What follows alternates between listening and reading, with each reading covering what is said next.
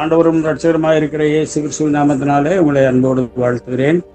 திரும்பவும் இந்த வாரத்திலே தொடர்ந்து நாம் வேதாகமத்தை தியானிக்கும்படியாக கர்த்தர் தந்த வாய்ப்புக்காக ஆண்டவரை துதிக்கிறேன், ஸ்தோத்திரிக்கிறேன். நீங்கள் யாவரும் நலமுடன் குடும்பத்தாரோடு கூட சந்தோஷமாய் இருப்பீர்கள் என்று சொல்லி நம்பி என் தேவனை துதிக்கிறேன், ஸ்தோத்திரிக்கிறேன். இந்த தியானத்துக்கு முன்பதாக நாம் தலைகளை தாழ்த்தி ஜெபித்து ஆரம்பிப்போம்.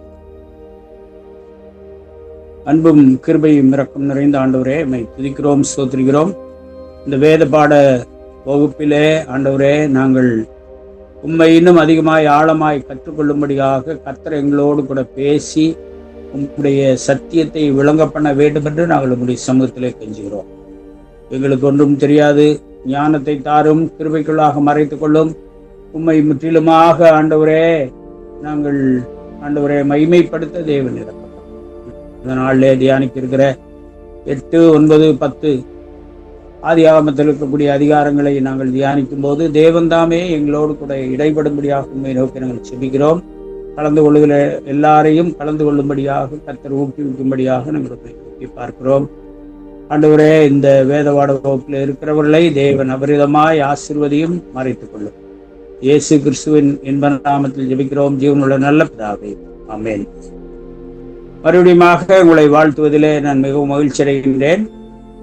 7 அதிகாரங்களை நாம் பார்த்திருக்கின்றோம். இப்போ இன்றைக்கு கர்த்தருக்கு சித்தமானால் 7, 8, 9 ஆகிய 3 அதிகாரங்களை பார்க்கலாம் என்று நான் நினைக்கின்றேன். நீங்கள் தொடர்ந்து என்னோடு கூட கவனிக்கும்படியாக உங்களை அன்போடு கூட கேட்கிறேன். உங்களுடைய கைகளில் இருக்கக்கூடிய நோட்டு புத்தகங்களில் நீங்கள் எழுதி கொள்ளும்படியாக உங்களை அன்போடு கூட நான் கேட்கிறேன். இப்போது பழைய ஏற்பாடு பாயே, உங்களுடைய பேனா பென்சில் வச்சிருந்தாலும் நீங்கள் எழுதி கொள்ள வேண்டும். பழைய ஏற்பாட்டில் 39 புஸ்தகங்கள் ஆகினால் 39 2.1 அதிகாரம் 1 அதிகாரம் ஆதியாகமம் 1 ஆதியாகமத்தில், அதாவது 1 என்பது முதல் புத்தகம். ஆதியாகமத்தில் 50 அதிகாரங்கள் இருக்கிறது. மொத்த வசனங்கள் 1533 வசனங்கள். இதுவரைக்கும் நம்ம 5வது அதிகாரத்தில் 32 வசனங்கள், 6வது அதிகாரத்தில் 22 வசனங்கள், 7வது அதிகாரத்தில் 24 வசனங்கள் பார்த்துருக்கிறோம். இன்றைக்கு 8வது அதிகாரத்தில் 22 வசனங்களும், 9வது அதிகாரத்தில் 29 வசனங்களும், 10வது அதிகாரத்தில் 32 வசனங்களும் பார்க்கப்போம். இந்த பழைய ஏற்பாடு பகுதியை 2 பிரிவுகளாக பிரிக்க முடியும்.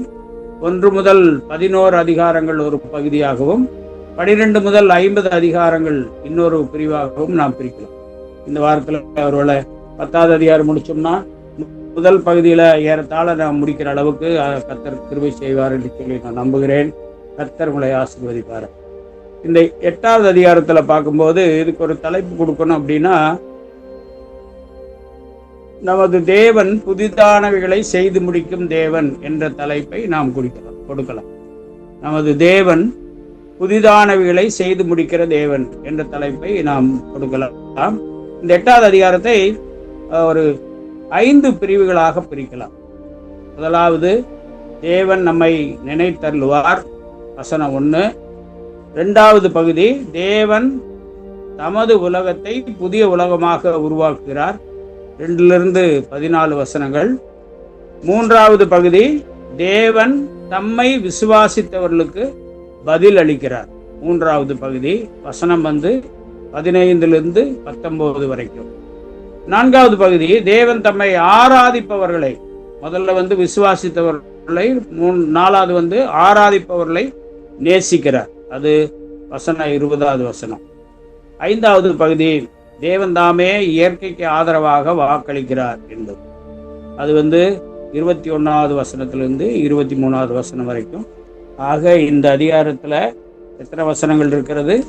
23 வசனங்கள் இருப்பதை நாம் பார்க்க முடியும். நீங்கள் ஒவ்வொரு முறையும் நீங்கள் அதை படிக்கும்போது இந்த அதிகாரத்தில் எத்தனை வசனங்கள் இருக்குது அப்படின்னு சொல்லி பார்த்தீங்கன்னா அது ரொம்ப ஆச்சரியமாக இருக்குது. அதை நீங்கள் குறித்து வைப்பதற்கு அது பிரயோஜனமாக இருக்குது. இதில் 22 வசனங்கள் இருக்கிறது. தவறாக சொல்லிட்டேன், 22 வசனங்கள் இருக்கிறது. நீங்கள் அதை குறித்து வச்சு 8வது அதிகாரத்தில் 22 வசனங்கள் இருக்கிறது. இந்த 8வது அதிகாரத்தை நம்ம பார்க்கும்போது வானத்தினுடைய, அதாவது மழை பெஞ்சிருச்சு, 40 நாள் மழை பெஞ்சிருக்குது, வானத்தினுடைய மதகுகள் திறவுண்டு இருக்கிறது, பூமியின் ஊற்றுக்கண்கள் எல்லாம் திறந்திருக்கிறது, நீர்மட்டமானது ரொம்ப உயர்ந்துருச்சு. ஏறத்தாழ கிட்டத்தட்ட 1 வருஷம் நோவாவும் அவன் குடும்பத்தாரும் பேழைக்குள்ளாக காக்கப்படுகிறார்கள். இந்த நீர் வற்றிய பின்பு பேழை எங்கி நிற்குதுன்னா அரராத் மலையின் மேலே தங்கினது. நோவா பேழையிலிருந்து வெளிவந்தவுடன் கர்த்தருக்கு ஒரு பலிபீடத்தை கட்டி சுத்தமான சகல மிருகங்களும் சுத்தமான சகல பறவைகளும் சிலவற்றை தெரிந்து கொண்டு அவைகளை தகன பலியாக செலுத்துகிறார். அதன் சுகந்த வாசனையை கர்த்தர் முகர்ந்தார் என்று வேதாகம் சொல்வார். அருமையானவர்களே, ஒரு அருமையான காரியத்தை நாம் பார்க்க முடிகிறது. கர்த்தர் சுகந்த வாசனையை முகர்ந்தார். இது என்ன ஒரு முக்கியமான விஷயம் என்ன அப்படின்னா, ஒரு முழுமையான அந்த பூமியும் அதில் இருக்கக்கூடிய எல்லா காரியங்களும், அதாவது நோவாவினால் தெரிந்தெடுக்கப்பட்ட பறவைகள், விலங்குகள், அவர்களோடு கூட சேர்ந்த குடும்பத்தில் இருக்கிற 8 பேரை தவிர எல்லாம் அழிந்து போனது என்று பார்க்கிறோம். ஆக புதிய உலகமானது உருவாக்கப்படுகிறது என்பதை நாம் பார்க்க முடிகிறது. இந்த மழையானது 8வது வசனத்துல, 8வது அதிகாரம் 3 வசனத்துல பார்க்கும்போது, மழை நின்றது, தேவன் பூமியின் மேல் காற்றை வீச பண்ணினார், ஆழத்தின் ஊற்றுக்கண்களும் வானத்தின் மதகுகளும் என்ன செய்யப்பட்டது? அடைக்கப்பட்டது, மழையும் நின்று போயிற்று என்று பார்க்கிறோம். அதே மாதிரி பேழையும் ஆடிக்கிட்டு இருந்த பேழையும் அரராத் மலையில என்ன செஞ்சிச்சு? தங்கிட்டு மலை சிகரங்கள் 10ஆம் மாதம் முதல் தேதியில மலை சிகரங்கள் காணப்பட்டது. இப்ப இதுவரைக்கும் பூரா தண்ணியா இருந்துச்சு. இப்ப அரராத் மலை மேல அந்த பேழை நிற்கிறது. அங்க அதனுடைய முகடுகள் அல்லது அதனுடைய மேல் உச்சியை தெரியும்படியாக இருந்தது என்று சொல்லி பார்க்கிறோம். அது 8வது அதிகாரம் 5வது வசனத்துல நம்ம பார்க்க முடியும். 8வது அதிகாரம் 6லிருந்து 12 வசனங்களை நாம் பார்க்கும்போது, நோவா ஜன்னலை திறந்து ஒரு காகத்தை வெளியே விட்டார். அது வருகிறதும் போகிறதுமாக இருந்தது. அப்படின்னா என்ன அர்த்தம்? அது தங்கிறதுக்கு அதுக்கு இடமில்லை. ஒரு புறாவை அதற்கு பின்பதாக வெளிவிடுகிறார். புறாவானது பேழைக்குள்ளாக திரும்பி வந்தது. 7 நாள் கழித்து மறுபடியும் புறாவை வெளிவிட்ட போது அது புறா என்ன செஞ்சுச்சு? ஒரு ஒலிவ மரத்தின் இலையை கொண்டு வந்தது. மறுபடியும் புறா அனுப்பப்பட்ட போது என்ன செய்யல? அது திரும்பி வரல. அப்படின்னா அது தனக்கென்று ஒரு இடத்தை தெரிந்து கொண்ட வரைக்கும் பார்க்கும்போது மழை நீரானது வடிந்து அங்கே கொஞ்சம் அந்த பறவைகள் எல்லாம் தங்குவதற்கு ஏற்ற ஒரு வாய்ப்பு இருந்ததை அங்கே நாம் பார்க்க முடியும். 13ஆம் வசனத்துல பார்க்கும்போது, நோவா உலர்ந்த தரையை பார்த்தான். அதுல 14வது வசனத்துல தேவ கட்டளைப்படி நோவாவின் குடும்பமும் ஜீவ ஜந்துக்களும் என்ன செய்து? 14வது வசனத்துல எல்லாரும் வெளியே வந்தார்கள் என்று எழுதப்பட்டிருக்கிறது. பூமியில் உள்ள நாளையும் விதைப்பும் அறுப்பும் சீதளமும் உஷ்ணமும் கோடை காலமும் மாரி காலமும் பகலும் இரவும் ஒளிவதில்லை என்று தம்முடைய உள்ளத்தில் ஆண்டவர் சொன்னார் என்று சொல்லி ஆதியாகமம் 8ஆம் அதிகாரம் 22ஆம் வசனத்தில் சொல்லப்பட்டிருக்கிறது. இல்லை, நம்ம பார்க்கக்கூடிய காரியங்களை பார்க்கும்போது பூமியில் இருக்கிற நாளளவும் பூமி எப்பொழுதும் நீடிக்காது என்பதுதான் அதன் பொருள். ஆனால் அதை தொடர்ந்து வரும் வார்த்தைகளில் பூமியுள்ள நாளளவும் விதையும் அறுப்பும் சீதளமும் உஷ்ணமும் கோடை காலமும் பகலும் இரவும் கட்டாயமாக இருக்கும் என்று கர்த்தர் வாக்களிக்கிறார். இந்த வாக்குத்தத்தங்கள்ல நமக்கு நம்பிக்கை பிறக்கிறது. ஒரு புதிய நாள் விடியாது என்று நாம் கவலைப்பட்டு கலங்க வேண்டிய அவசியம் இல்லை. இரவிலே உறக்கத்தை நாம் இழப்பதில்லை, இழக்க வேண்டிய அவசியம் இல்லை. ஏனென்றால் கர்த்தருடைய வாக்குத்தத்தம் இந்த தொடர்ந்து இந்த உஷ்ண காலங்கள், தொடர்ந்து இந்த தட்பவெப்ப நிலைகள் மாறி பகலும் இரவும் உண்டாகும் என்பதை ஏற்கனவே வாக்குத்தத்தமாக ஆண்டவர் நமக்கு கொடுத்திருக்கிறார் என்று பார்க்கிறோம். ஆண்டவருடைய வசனம் இப்படி சொல்லுகிறது, நான் உன்னை விட்டு விலகுவதும் இல்லை, உன்னை கைவிடுவதும் இல்லை என்று சொன்னார். ஆனால் சில சமயம் நம்ம அவர் அப்படி செய்ய மாட்டாரோ, அவர் விட்டுட்டாரோ அப்படின்னு சொல்லி பல சமயத்துல நம்ம என்ன செய்யறோம்? கவலைப்படுறோம். அப்படி கவலைப்படுறத நம்ம அப்படி இருக்க வேண்டிய அவசியம் இல்லை. எப்படி பூமியானது சுழன்று கொண்டே இருக்கிறதோ அதை போல ஆண்டவர் நம்மை கைவிட மாட்டார் என்கிற நம்பிக்கை நமக்குள்ளாக ஒவ்வொரு நாளும் பிறக்க வேண்டும் என்பதற்காகவே தினமும் சூரியன் வருகிறது, சந்திரன் வருகிறது, நட்சத்திரங்கள் வருகின்றன. இவைகளெல்லாம் மாறி மாறி வந்து கொண்டே இருக்கிறது. இது தேவன் தந்த வாக்கு தத்தம் என்பதை நாம் மறந்து போகக்கூடாது. கர்த்தர் தம்முடைய உண்மையை நமக்கு தினந்தோறும் நினைப்பூட்டுறார். காலையில பார்த்தீங்கன்னா சூரியன் வருது, அந்த மாலை ஆச்சுன்னா அந்த சூரியன் மறைந்து போகிறது. அப்புறம் மாறி மாறி சந்திரன் 15 நாளுக்கு ஒரு முறை சந்திரன் வந்து முழு சந்திரன் வந்து கொஞ்சம் கொஞ்சமாக தேஞ்சு அப்புறம் ஒரு அமாவாசை வருகிறது. அப்புறம் புதுசாக ஒரு சந்திரன் வருகிறது. அது கொஞ்சம் கொஞ்சமாக கூடி ஒரு நாளில் முழு சந்திரன் வருகிறது என்று சொல்லி மாறி மாறி வருகிறதை நாம் உணர்வோம்.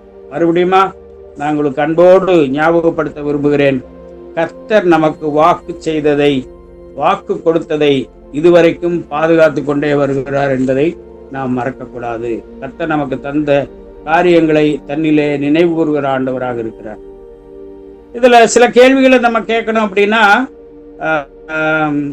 எத்தனை காலம், எவ்வளவு காலம் நோவாவும் அவர் குடும்பத்தாரும் வேலைக்குள்ளாக காக்கப்பட்டார்கள்? இந்த கேள்வியை நீங்க எழுதிக்கிங்க, அதுக்கு பதில் எழுதணும். இதுவரைக்கும் நான் கேள்வி தரல, ஒரு நாளைக்கு நான் கேள்வியெல்லாம் தரலான்னு நினைக்கிறேன். ரெண்டாவது, தண்ணீர் வற்றிய பின் வேலை எங்கு தங்கியது, எந்த மலையில் தங்கியது? உங்களுக்கு தெரியும் நினைக்கிறேன், எல்லாருக்கும் தெரியும். ஒருவேளை தெரியாதவங்க அந்த வசனத்தோட நீங்க குறிப்பிடணும். இப்ப நீங்க நான் சொல்ல நீங்க எழுதியிருந்தீங்கன்னா அந்த வசனத்தை நீங்க குறிச்சு வச்சிருப்பீங்க. அரராத்து மலை எங்கு தங்கியது அப்படிங்கறத வந்து நான் உங்களுக்கு சொன்னேன். மூணாவது, மலை சிகரங்கள் காணப்பட்ட நாள் எது, எந்த நாள்ல காணப்பட்டது?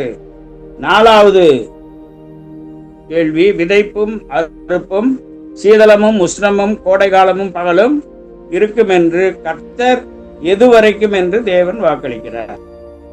எதுவரைக்கும் உங்களுக்கு தெரியும் நினைக்கிறேன்.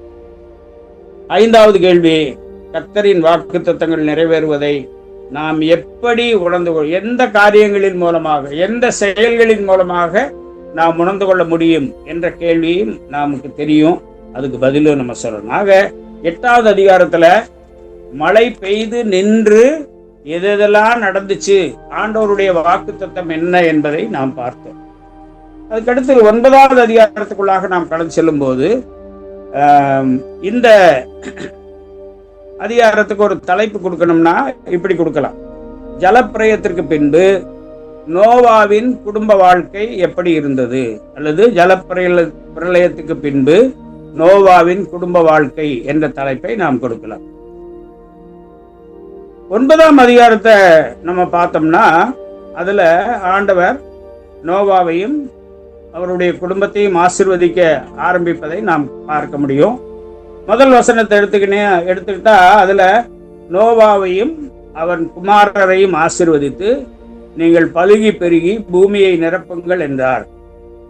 அதே இதுல 7ஆம் வசனத்தை எடுத்துட்டோம்னா நீங்கள் பலுகி பெருகி பூமியிலே திரளாய் வர்த்தித்து விருத்தியாகுங்கள் என்று சொல்லுகிற வசனத்தை நாம் பார்க்க முடியும். அப்புறம் ஒரு நல்ல ஒரு வாக்கு தத்தத்தை கொடுக்கிறார். இனிமேல் தண்ணீரால இந்த பூமியை அழிப்பதில்லை என்ற ஒரு உடன்படிக்கைக்கு அடையாளமாக, இதை அண்டர்லைன் பண்ணி வச்சுங்க, இனிமேல் தண்ணீரினால பூமியை அழிப்பதில்லை என்று சொல்லி ஒரு அடையாளத்தை கொடுக்கிறார். அதுதான் நாம் மழை பெய்த உடனே அல்லது ரொம்ப மழை வருது அப்படின்னு பாக்குறப்ப முன்னாலேயே ஒரு வானவில் வரும்.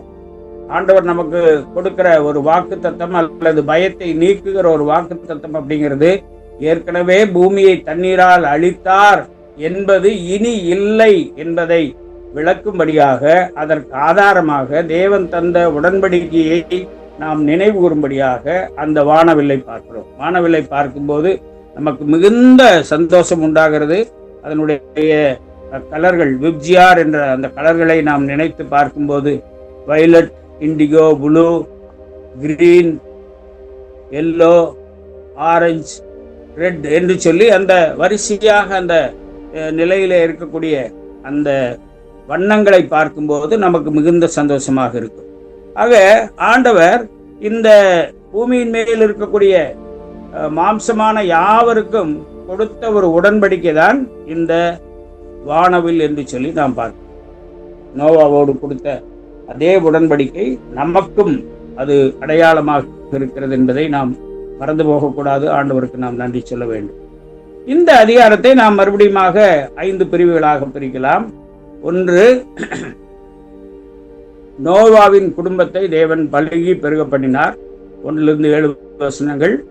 உலகத்தின் ஜீவ ஜந்துக்களை மனிதனுக்கு ஈவாக கொடுக்கிறார்.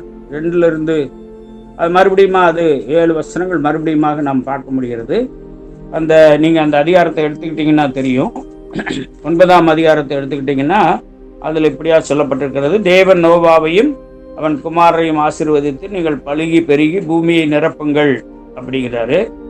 2வது வசனத்துல உங்களை பற்றிய பயமும் அச்சமும் பூமியில் உள்ள சகல மிருகங்களுக்கும் ஆகாயத்தில் உள்ள சகல பறவைகளுக்கும் உண்டாயிருக்கும். பூமியிலே நடமாடுகிற யாவும் சமுத்திரத்தின் மச்சங்கள் யாவும் உங்களுக்கு கையளிக்கப்பட்டன. நடமாடுகிற ஜீவ ஜந்துக்கள் யாவும் உங்களுக்கு ஆகாரமாய் இருப்பதாக. பசும் பூண்டுகளை உங்களுக்கு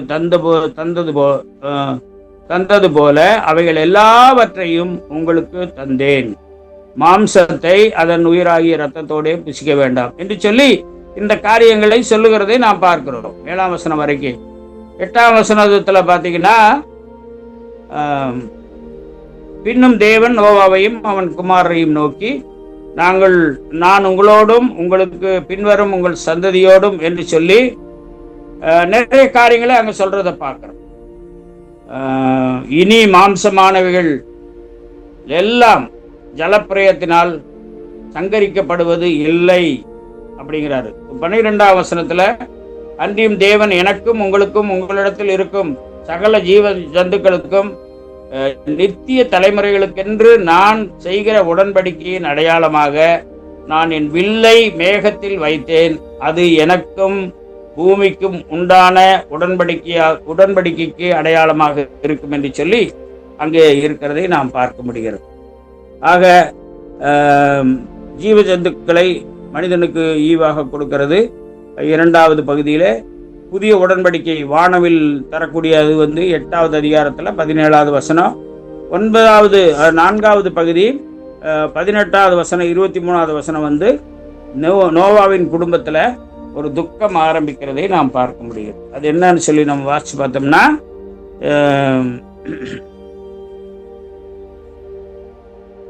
18-23 வரைக்கும், பேழையிலிருந்து புறப்பட்ட நோவாவின் குமாரர் சேம், காம், யாப்பேத் என்பவர்களே. காம் கானானுக்கு தகப்பன். இம்மூவரும் நோவாவின் குமாரர். இவர்களாலே பூமி எங்கும் ஜனங்கள் பரம்பினார்கள். நோவா பயிரிடுகிறவனாகி திராட்சை தோட்டத்தை நாட்டினான். அவன் திராட்சை ரசத்தை குடித்து வெறிகொண்டு தன் கூடாரத்தில் தன் வஸ்திரம் விலகி படுத்திருந்தான் என்று சொல்லி பார்க்கிறோம். அப்ப ஒரு கஷ்டம் ஆரம்பிக்கிறதை பார்க்கிறோம். திராட்சை ரசம் வந்ததுனால பூமியில மறுபடியும் ஒரு வேதனை வந்தது என்று சொல்லி பார்க்கிறோம். திராட்சை ரசத்தை குடிச்சதுனால அவன் தன்னுடைய நிலையை அறியாமல் வஸ்திரம் விலகி படுத்திருந்தான். ஆகையினால அங்கு ஒரு பெரிய பிரச்சனை, பெரிய பாவம் வந்திருக்கிறதை நாம் பார்க்க முடிகிறது. பெரிய ஒரு மிகப்பெரிய ஒரு காரியங்கள் அங்கே நடந்து விட்டது. அப்பொழுது கானானுக்கு தகப்பனாகிய காம் தன் தகப்பனுடைய நிர்வாணத்தை கண்டு வெளியிலிருந்து தன் சகோதரர் இருவருக்கும் அறிவித்தான். அப்பொழுது சேமும் யாப்பேத்தும் ஒரு வஸ்திரத்தை எடுத்து தங்கள் இருவருடைய தோள் மேலும் போட்டுக்கொண்டு பின்னிட்டு தங்கள் தகப்பனுடைய நிர்வாணத்தை மூடினார்கள். அவர்கள் எதிர்முகமாய் போகாதபடியினாலே தங்கள் தகப்பனுடைய நிர்வாணத்தை அவர்கள் என்ன செய்யவில்லை, காணவில்லை என்று சொல்லப்பட்டிருக்கிறது. இந்த நோவா திராட்சை ரசத்தின் வெறி தெளிந்து விழித்த போது தன் இளைய குமாரன் தனக்கு செய்ததை அறிந்து கானான் சபிக்கப்பட்டவன் என்று சொல்லி சபிக்கிற ஒரு காரியத்தை குறித்து பார்க்கிறோம். தன் சகோதரிடத்தில் அடிமைகளுக்கு அடிமையாய் இருப்பார் என்றார். சேமுடைய தேவனாகிய கர்த்தருக்கு ஸ்தோத்திரம் உண்டாவதாக, கானான் அவனுக்கு அடிமையாய் இருப்பான் என்று எழுதப்பட்டிருக்கிறது. யாப்பேத்தை தேவன் விருத்தியாக்குவார், அவன் சேமுடைய கூடாரங்களில் குடியிருப்பான், கானான் அவனுக்கு அடிமையாக இருப்பான். ஆக கானான் அங்கே சபிக்கப்படுகிற ஒரு காரியத்தை குறித்து பார்க்கிறோம். கானான் செய்கிற காரியத்தை குறித்து பார்க்கும்போது அங்கே மிகவும் மோசமான ஒரு காரியமாக இருக்கிறதை நாம் பார்க்க முடிகிறது. இந்த மற்ற 2 சகோதரர்கள் செய்த அதே காரியத்தை கானான் ஒரு வஸ்திரத்தை எடுத்து கொண்டு போய் நேரடியாக செல்லாமல் பின்னிட்டு போய் அந்த வஸ்திரத்தை அது அங்கே விரித்து விட்டிருக்கலாம். ஆனால் கானான் அந்த காரியத்தை செய்யாதபடியினாலே சபிக்கப்பட்டவனானான் என்று சொல்லி பார்க்கிறோம். பிரளயத்துக்கு பின்பு நோவா 350 வருஷம் உயிரோடு இருந்தான். நோவாவின் நாட்கள் எல்லாம் 950 வருஷம் அவன் மரித்தான் என்று எழுதப்பட்டது. ஆக நோவா ஒரு பேழையை உண்டு பண்ணி ஒரு பரிசுத்த கூட்டத்தை அல்லது தேவன் தெரிந்தெடுத்த ஒரு கூட்டத்தை, குடும்பத்தாரை காப்பாற்றும்படியாகவும் அதற்கு பின்பதாக வந்த காரியங்கள் அங்கே பெரிய சேதத்தை கொண்டு வந்தது என்பதையும் அந்த பகுதியிலே நாம் வாசிக்கிறோம். 9வது அதிகாரத்திலே நோவாவினுடைய மரணம் குறிக்கப்பட்டிருக்கிறது நாம் பார்க்க முடியும். 10வது அதிகாரத்தை எடுத்து பார்க்கும்போது, ஆக இந்த 9வது அதிகாரத்துல முழுசுமா நம்ம பார்க்கும்போது முக்கியமான காரியங்கள் என்று பார்க்கும்போது சேம் காம் யாப்பேத் அவர்களுடைய செயல்கள், அவர்களுக்கு என்ன ஆனது என்பதை குறித்து பார்க்க முடிகிறது. முக்கியமான இன்னொரு விஷயம் என்ன அப்படின்னா, தேவன் பூமியை நீரினால் அழிப்பதில்லை என்ற ஒரு வாக்கு தத்துவத்துக்கு அடையாளமாக அங்கே வானவில்லை கொடுக்கிற ஒரு காரியத்தை குறித்து இதுலேயும் ஒரு 5 கேள்விகள் நாம் கேட்கலாம். இந்த பூமியை அழிப்பதில்லை என்ற உடன்படிக்கைக்கு அடையாளமாக தேவன் எதை கொடுத்தார்? உங்களுக்கு தெரியும். காம் சந்ததியார்கள் யார் என்பதை நாம் தெரிந்து கொள்ள வேண்டும். இன்றைக்கு யாப்பேத்துடைய சந்ததியார்கள் யார்? இன்றைக்கு ஆசியர்கள், இந்தியர்களை நாம் எந்த சந்ததியார்கள் என்று சொல்ல முடியும்? இன்றைக்கு யாருக்கு சாபம் இல்லை என்பதையும் நாம் தெரிந்து கொள்ள வேண்டியவர்களாக இருக்கிறோம். 10வது அதிகாரத்துக்கு நாம் வரும்போது நோவாவினுடைய வம்ச வரலாறு என்று எழுதப்பட்டிருக்கிறது. இந்த 10ஆம் அதிகாரத்தை நம்ம வாசிக்கும் போது ஒரு நிகழ்ச்சியை நம்ம அங்கே பார்க்க முடிகிறது. நோவாவினுடைய 3 பிள்ளைகளுடைய வம்ச வரலாறுகளை நாம் பார்க்கிறோம். காம் சந்ததியில வந்த கூஸ் என்பவனுக்கு மகனாக நிம்ரோத் பிறக்கிறான். அது அந்த 8ஆம் வசனத்துல நம்ம பார்க்கிறோம். நிம்ரோத் பூமியில் மிகவும் பராக்கிரசாலியாக விளங்குகிறது மட்டுமல்லாமல் இவன் நல்ல ஒரு வேட்டைக்காரனாக இருந்தான். அது 9ஆம் வசனத்திலே குறிக்கப்பட்டிருக்கிறது. இந்த ஆகையால் கர்த்தருக்கு முன்பாக பலத்த வேட்டைக்காரனாக நிம்ரோத்தை போல என்ற வழக்க சொல் இதுவரைக்கும் இருக்கிறதை பார்க்கிறோம். நோவாவினுடைய சந்ததி பூமியை நிரப்பினார்கள் என்று 9வது அதிகாரம் 18, 19 வசனத்துல நம்ம பார்த்தோம்.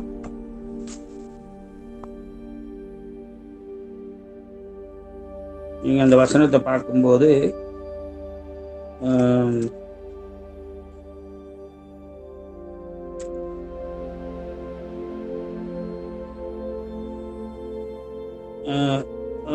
வேலையிலிருந்து புறப்பட்ட நோவாவின் குமாரர் சேம் காம் யாப்பேத் என்பவர்களே.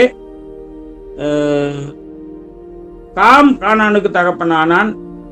இவர்கள் பூமி எங்கும் ஜனங்களை நிரப்பினார்கள் என்று அந்த 18, 19 வசனங்கள் இருக்கிறத நம்ம பார்க்க முடிகிறது 9ஆம் அதிகாரத்துல. 10ஆம் அதிகாரத்தை தொடர்ந்து நம்ம பார்க்கும்போது இந்த 10ஆம் அதிகாரத்துல ஜலப்பிரயத்துக்கு பின்பு இவர்களால் ஜாதிகள் பிறந்தது என்று பார்க்கிறோம். அதாவது யாப்பேத்தின் மக்கள் 10ஆம் அதிகாரம் 2 முதல் 5 வசனங்கள், அதை 1 நாளாகமும் 1ஆம் அதிகாரம் 5, 7 வசனங்கள்ல நம்ம பார்க்க முடியாது. அப்புறம் கோமர் என்கிற ஜாதி, மாகோகு என்ற ஜாதி, அப்புறம் மாதாய், தூபால், ஈராஸ், இப்படி நிறைய ஜாதிகள் புறப்படுறாங்க. ஜாதிகள்னா அந்த அந்த வம்சத்திலிருந்து வந்த ஜனங்கள் என்று சொல்லி நாம் பார்க்கிறோம். இவர்களிலிருந்து தோன்றிய ஜாதிகள் அப்படின்னு பார்க்கும்போது என்னது? ரஷ்யர்கள், சைத்தியர்கள், மேதியர்கள், அத்தனேயர்கள், ஐபீரியர்கள், இயோனியர்கள், மாஸ்கோவியர்கள், நிரேசியர்கள் என்ற பல ஜாதிகள் பெறப்படுறதை நம்ம பார்க்க முடியும். இவர்கள் எங்க குடியிருந்தாங்க அப்படின்னா, சின்ன ஆசியாவில், காக்காலஸ்ல, அர்மீனியாவில், ஐரோப்பா அந்த பகுதிகளில் குடியிருந்தார்கள். காயினுடைய மக்கள் 4ஆவது வசனத்தில் பார்க்கும்போது ஆதியாகமம் 10 4வது பகுதி, ஆதியாகமம் 10 6 முதல் 20 வசனங்களை காயினுடைய மக்கள் அந்த வரிசை குறிப்பிக்கப்பட்டிருக்கிறது. ஊஸ், மிஸ்ராயிம், பூத், கானான் என்பவர்கள். இவரிலிருந்து தோன்றிய ஜாதிகள் அப்படின்னு பார்க்கும்போது நம்ம பின்னால வரும்போது இதை வாசிப்போம். அதனால இது யாருன்னு சொல்லி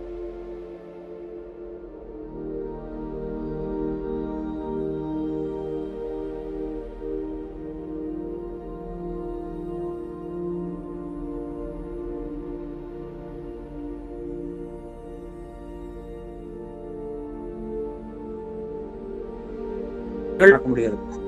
சேயின் மக்கள் அவங்க ஏலாம், அசூர், அர்பக்சாத், லூத், ஆராம் என்பவர்கள்.